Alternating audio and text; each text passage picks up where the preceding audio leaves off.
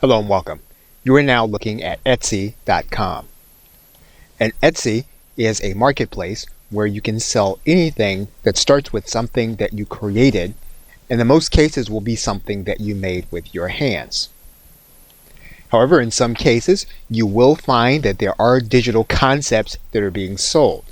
And Etsy does have specifics on what they mean by handmade. In many cases, there are tutorials that are being sold on Etsy.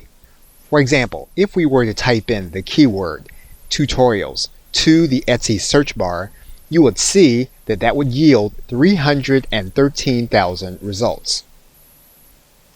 Now, in most cases, those tutorials will be directed toward those who are handcrafting their items and those who sell handcrafted items.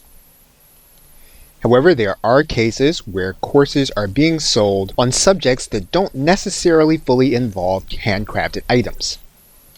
But if you do sell something that is handmade, Etsy is the place where you can go and sell your items.